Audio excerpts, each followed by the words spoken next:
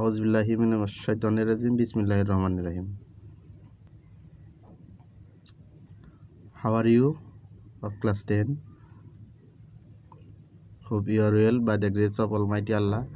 I am also fine. Today I will discuss from English second part, voice.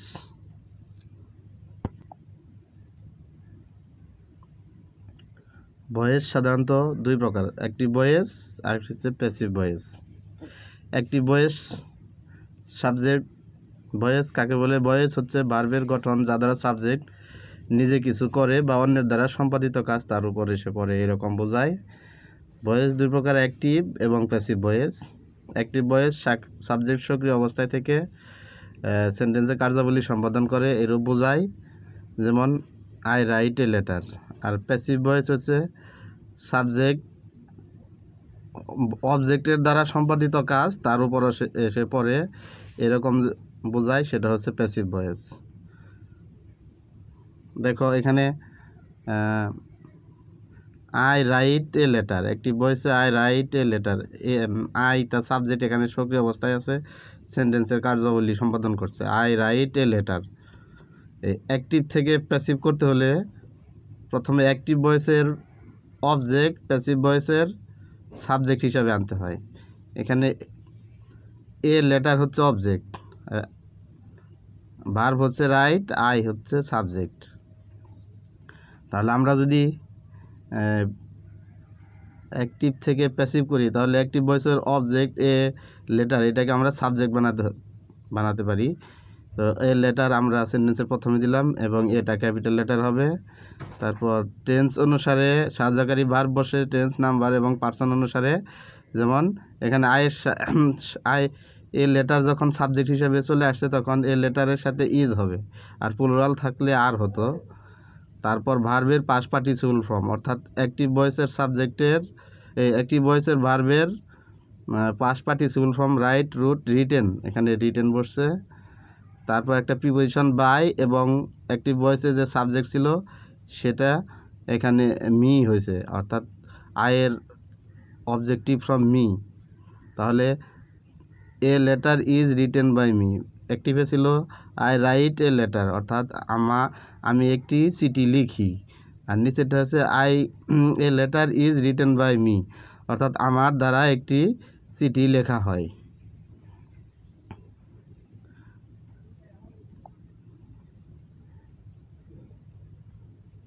Students, কি রূপে active থেকে passive করার সময় tense, number এবং পার্সন অনুযায়ী সাহায্যকারী ভার্ব যে হিসেবে পরিবর্তন হয়, আমি সেগুলো এখন দেখাচ্ছি।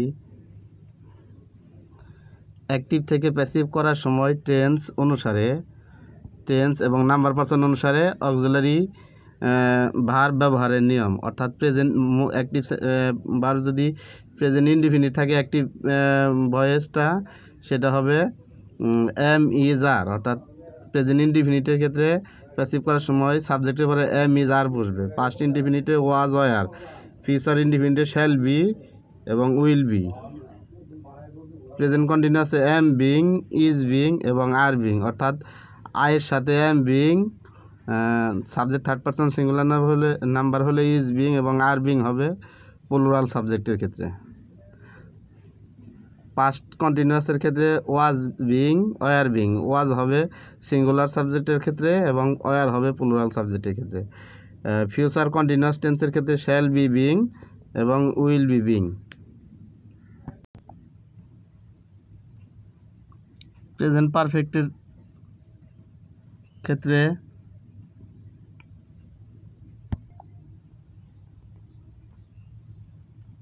প্রেজেন্ট পারফেক্টে হ্যাভ বিন অথবা হ্যাজ বিন হবে, অর্থাৎ সাবজেক্ট যদি প্লুরাল হয় সেক্ষেত্রে হ্যাভ বিন হবে এবং সাবজেক্ট সিঙ্গুলার হলে হ্যাজ বিন হবে, এবং ফার্স্ট পারসনের ক্ষেত্রে হ্যাভ বিন হবে।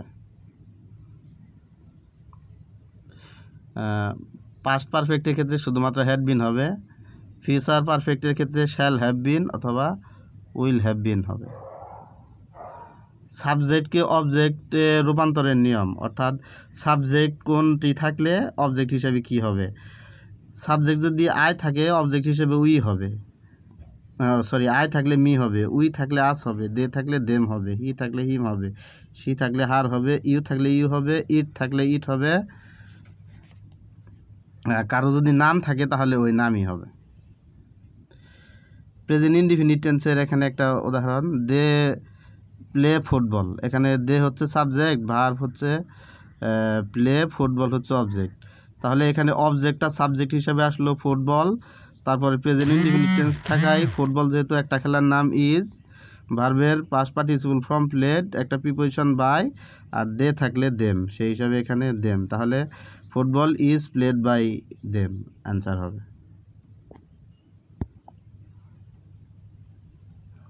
প্রেজেন্ট কন্টিনিউয়াসের ক্ষেত্রে অ্যাক্টিভ ভয়েসে they are eating mango, they are eating mango.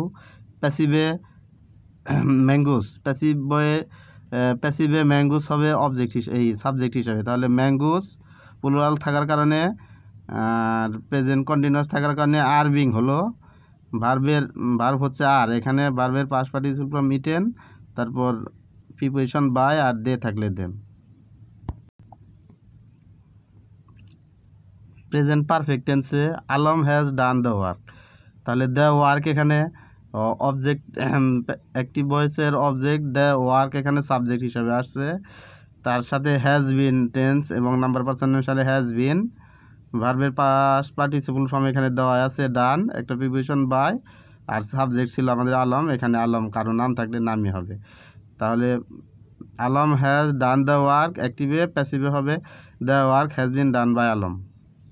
Next past indefinite tense, active ভয়েসে I saw the man, answer হবে দ্য ম্যান সাবজেক্ট হিসেবে, the man was past indefinite, the man was, see সর past participle form seen, একটা preposition by, আর I থাকলে me এখানে হয়েছে। Past continuous tense they were doing the work, the work এখানে subject হিসেবে আসবে, ওয়াজ বিং কন্টিনিউয়াস থাকার কারণে, পাস্ট কন্টিনিউয়াস থাকার কারণে ডুইংয়ের মূল ভার্ব হচ্ছে do, do did done, past participle form done, একটা প্রিপোজিশন বাই এবং দে থাকলে দেম। তাহলে অ্যান্সারটা হচ্ছে the work was being done by them. Past পারফেক্টে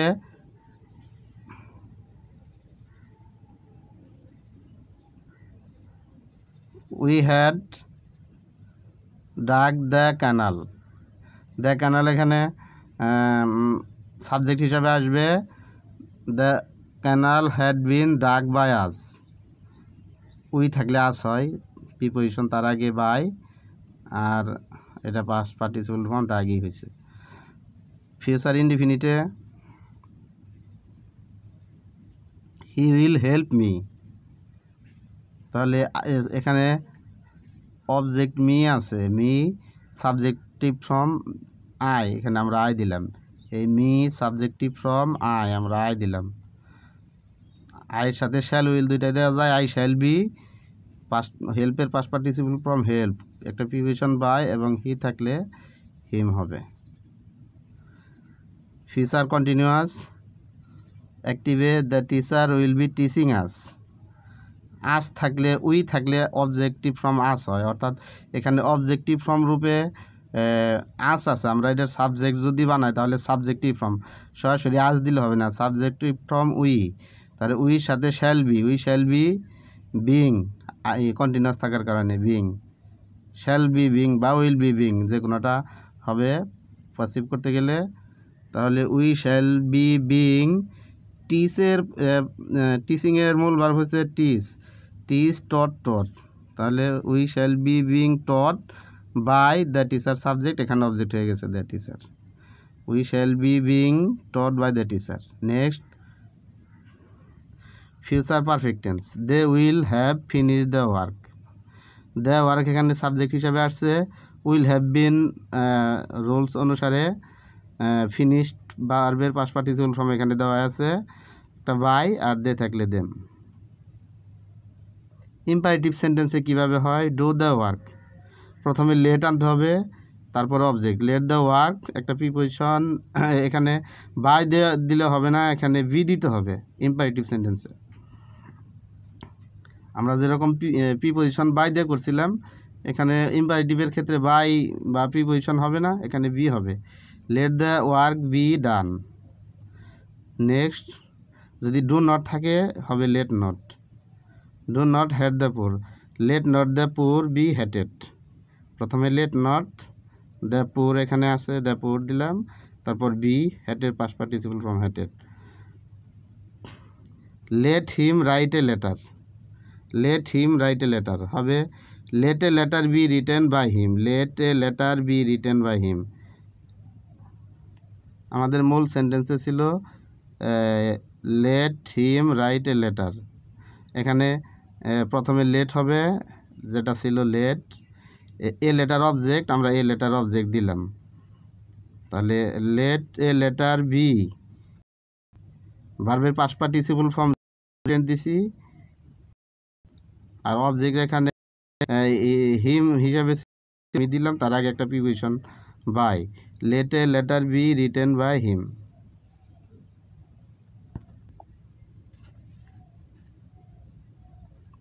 এখানে ইন্টারোগেটিভ সেন্টেন্সে হ্যাভ ইউ ইটেন রাইস, প্রশ্নবোধক চিহ্ন। এটাকে যদি আমরা সরাসরি প্যাসিভ লিখি তাহলে আমাদের একটি নোট করে নিলে ভালো হয়। প্রথমে এটা ইন্টারোগেটিভকে এখানে অ্যাফার্মেটিভ লিখলাম, রূপ ইউ হ্যাভ ইটেন রাইস, অর্থাৎ সাবজেক্টের পরে এই অক্সিলারি ভার্বটা নিয়ে নিলাম, হ্যাভ পরে নিলাম। তারপর ইউ হ্যাভ ইটেন রাইস, এটার প্যাসিভ করলাম, এখানে রাইস সাবজেক্ট হিসাবে আসলো। প্রেজেন্ট পারফেক্টে হ্যাজ বিন হয়, এখানে হ্যাজ বিন দিলাম, তাহলে রাইস হ্যাজ বিন। এখন ভার্বের past participle form eaten by subject you, you আছে। আমরা এখন এটাকে যদি এটার অ্যান্সার করতে যাই, ইন্টারোগেটিভের অ্যান্সার করতে যাই, তাহলে আমাদের যে মূল সাহায্যকারী ভার্ব এখানে হ্যাজ ছিল, এই যে হ্যাজ, এই হ্যাজটা সেন্টেন্সের প্রথমে আসবে, তারপর সাবজেক্ট, তারপর বাকি অংশ লিখে শেষে প্রশ্নবোধক চিহ্ন। যেরকম হ্যাজটা আগে নিয়ে নিছি, rice has been eaten by you, শেষে প্রশ্নবোধক চিহ্ন, আমরা এখানে অ্যান্সারটা লিখে দিছি rice has been eaten by you. এটা হচ্ছে প্যাসিভ ফর্ম। আবার অ্যাক্টিভে ডিড ইউ প্লে টেনিস, এটাকে ডিড উঠিয়ে দিয়ে আমরা সরাসরি অ্যান্সার লিখতে পারলে নো প্রবলেম। তো যদি ব্যাঙ্গে লেখা বুঝে বুঝে তাহলে এইভাবে লিখতে হবে, ডিডটা উঠিয়ে দিয়ে। যখন আমরা ডিড উঠিয়ে দিব তখন মূল ভার্ব পাস্ট ফর্ম হবে এবং প্রশ্নবোধক চিহ্ন থাকবে না। তাহলে দে প্লেড টেনিস। এখন দে প্লেড টেনিস, এটার প্যাসিভ হচ্ছে tennis was played by them, past ইনডিফিনিটের স্ট্রাকচার হিসাবে। টেনিস এখানে সাবজেক্ট হিসাবে আসলো, পাস্ট ইনডিফিনিট থাকার কারণে ওয়াজ, আর প্লেড একটা প্রিপোজিশন বাই, আর দে থাকলে দেম। তাহলে এই যে tennis was played by them, এই ওয়াজটা আমরা সেন্টেন্সের প্রথমে আনলে এবং শেষে প্রশ্নবোধক চিহ্ন দিলেই এইটার অ্যান্সার হয়ে যায়। ওয়াজ টেনিস প্লেড বাই দেম, এই যে এখানে আমরা ওয়াজ টেনিস প্লেড বাই দেম, শেষে প্রশ্নবোধক চিহ্ন, এবং এই অংশটা আমরা নোট করব, অন্য কোনো জায়গায় রাব করে নিব, অথবা সরাসরি অ্যান্সার লিখতে পারলে নো প্রবলেম। তারপর ডাস কামাল ড্র এ পিকচার, এটাকে যদি আমরা প্যাসিভ করি, যদি ভেঙে ভেঙে লেখো, নোট করে নাও, রাব করে নাও, তাহলে ডাজ উঠিয়ে দিতে হবে। ডাজ উঠিয়ে দিলে কামাল, এখানে subject third person singular number হলে ভার্বের শেষে এস অথবা ইএস যোগ হয়। এখানে ডাজ থাকলে আমরা এখানে মূল ভার্বের শেষে এস অথবা ইএস দিব। তাহলে কামাল ড্রস এ পিকচার, প্রশ্নবোধক চিহ্ন নাই, এখানে এ পিকচার সাবজেক্ট হিসেবে আনলাম, তারপর প্রেজেন্ট ইনডিফিনিট থাকার কারণে ইজ, ড্র এর পাস্ট পার্টিসিপল ফর্ম ড্রন, একটা প্রিপোজিশন বাই, আর কামালের কামাল আছে। তাহলে আমরা যদি এটাকে প্রশ্নবোধক করি, অর্থাৎ ইন্টারোগেটিভ করি, এখানকার ইজটা সেন্টেন্সের প্রথমে আনলেই হলো। তাহলে is a picture drawn by Kamal, শেষে প্রশ্নবোধক চিহ্ন। আমরা এই অংশটুকু অ্যান্সারের মাঝে লিখবো না, সরাসরি এটা লিখবো, অথবা অন্য জায়গায় রাব করে নিব, is picture drawn by Kamal, শেষে প্রশ্নবোধক চিহ্ন। Next, do we play cricket, এটাও আমরা যদি এইভাবে নোট করে নেই, উই প্লে ক্রিকেট, ডোটা উঠিয়ে দিয়ে অ্যাফার্মেটিভ করলাম এবং অ্যাফার্মেটিভের প্যাসিভ করলাম, cricket is played by us. এখন এই ইজটা আগে আনলে হলো is cricket played by us, শেষে প্রশ্নবোধক চিহ্ন। এরকম হচ্ছে is cricket played by us, প্রশ্নবোধক চিহ্ন দিছি। তবে আমরা এই ব্র্যাকেটের এই নোটটা অন্য জায়গায় লিখব, সরাসরি অ্যান্সারের কাছে লিখব না। Who will help you, who থাকলে বাই হোম হয়, by whom will you be help, অর্থাৎ সেন্টেন্সে সাবজেক্টের আগে যদি কোশ্চেন হয় তাহলে সাহায্যকারী ভার্ব আগে থাকে। By whom will you be helped, শেষে প্রশ্নবোধক চিহ্ন। আবার যদি হোম থাকে তাহলে সরাসরি ওইটার বিপরীত হবে who. Who has whom has he ডান।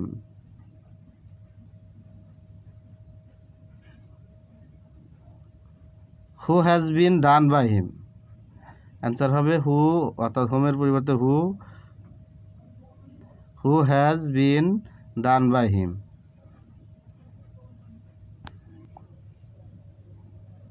আবার যদি হোম অথবা হু ওগুলো না থাকে, অন্য কোনো ডাব্লিউএস কোশ্চেন থাকে সরাসরি, তাহলে ওইটাই হবে হোয়াট ডু ইউ ওয়ান্ট, হবে what is wanted by you, what is wanted by you, এরকম।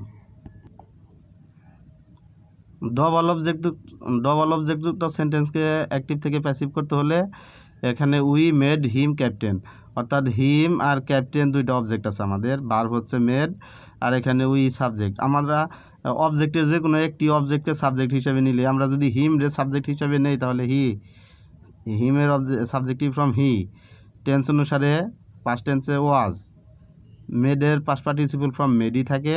এখানে ক্যাপ্টেন ছিল, আমরা ক্যাপ্টেনই রাখলাম, একটা প্রিপোজিশন বাই আর উই থাকলে সাবজেক্ট, এখানে অবজেক্ট হবে আস। তাহলে he was made captain by us. আমরা যদি এই হি না বা হিম না নিয়ে যদি আমরা ক্যাপ্টেনকে নেই তাহলে captain was made him by us, এরকম হবে। এছাড়া শুধু যে বাই হবে তা না, বাই ছাড়াও অন্য কী কী বসতে পারে সেটা, অন্যান্য প্রিপোজিশনের ব্যবহার। হি অ্যানয়েড মি, এটার প্যাসিভ হবে I was annoyed by him, যেহেতু এটা পাস্ট টেন্স। মি হচ্ছে এখানে আই সাবজেক্ট হিসাবে, অবজেক্ট সাবজেক্ট, পাস্ট ইনডিফিনিট থাকার কারণে ওয়াজ অ্যানয়েড, এখানে অ্যানয়েডের সাথে এখানে বাই হবে না, এখানে উইথ হবে, তাহলে I was annoyed with him. Next, I know the boy is known to me হবে, দ্য বয় এখানে সাবজেক্ট হিসাবে, object subject, the boy is নোর পাস্ট পার্টিসিপল ফ্রম নোন, এখানে নো ভার্ব টু যোগ প্রিপোজিশন হিসাবে কাউন্ট করে নেয়, তাহলে the boy is known to me.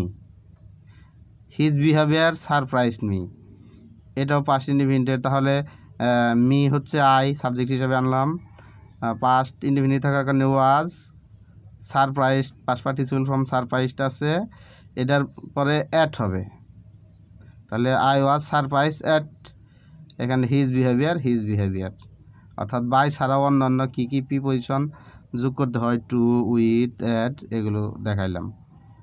ধন্যবাদ সবাইকে। ভিডিওর পরিধি সংক্ষিপ্ত করার কারণে আমি একটু সংক্ষিপ্ত আকারে শেষ করলাম ক্লাস, যেহেতু বড় করলে সবাই দেখে না। ধন্যবাদ। আমাদের half yearly exam and pre test exam will be held on 16th August 2021, অর্থাৎ আমাদের অর্ধবার্ষিক এবং প্রি টেস্ট পরীক্ষা শুরু হবে এই আগস্টের 16 তারিখ থেকে। সে পর্যন্ত তোমরা সুস্থ থাকো, ভালো থাকো এবং বাসায় বেশি বেশি স্বাস্থ্যবিধি মেনটেন করে পড়াশোনায় মনোযোগ দাও। ধন্যবাদ সবাইকে, সবাই ভালো থাকো, সুস্থ থাকো। নো মোর টুডে, আল্লাহ হাফেজ।